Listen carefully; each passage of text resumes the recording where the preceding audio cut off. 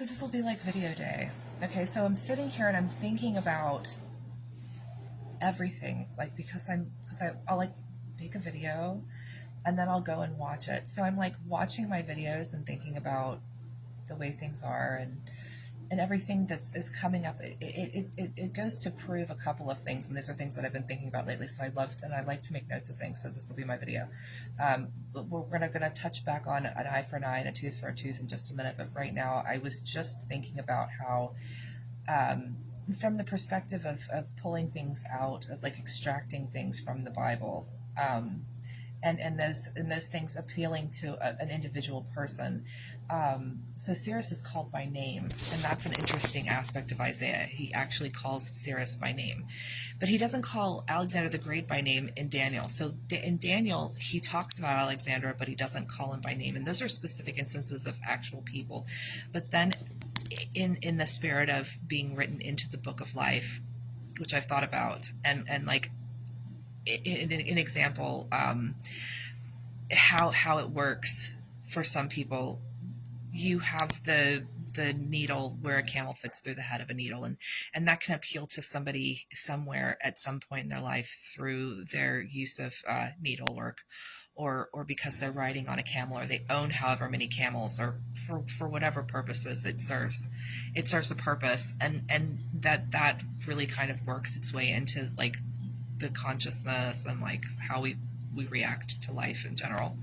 But also, as we continue to try to work our way through the Word of God and act accordingly, it becomes more singular, and you become more singularly aligned to what it says, because you become what it is, and you see things that way, but you also react that way, and you read it that way, and it speaks to you wholly, not wholly like HOLY, but WHOLLY, through your interacting with it like that. So you become that because it's what you're doing and who you are.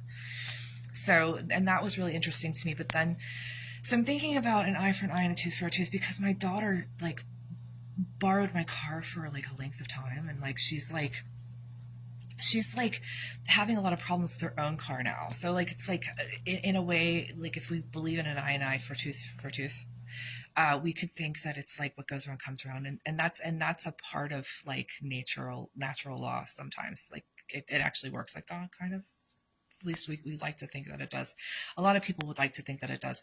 But as for law, and I was thinking about law, and it's interesting because when we look at the Bible, if you decide that the Bible is a Jewish law thing and not like a spiritual thing, or like you don't take it to the next level, but it is religion and it does deal with a different subject.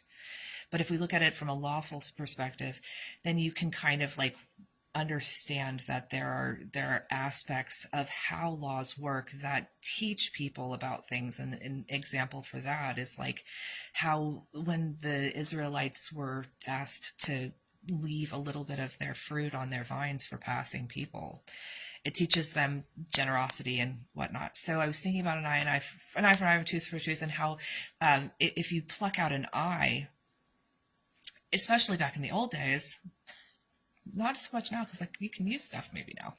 People have like monkey hearts, but like back in the old days, it was a step further in. It was not just returning the goods. So like at one point, it might have been that you took somebody's car and then you had to replace it.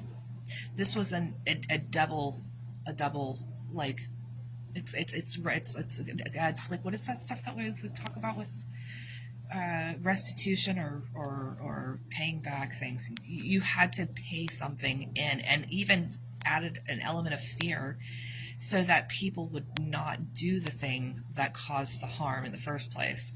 So laws, like when they say an eye for an eye causes the whole world to go blind, it's sort of like a modern perspective on law that takes away from like the actual like depth of it. And understanding law from like an old perspective is kind of important if you're going to look at the Bible, because you have to take things into context. And today in Isaiah, I already talked about it, and this will be the end video. Hopefully I'll stop talking.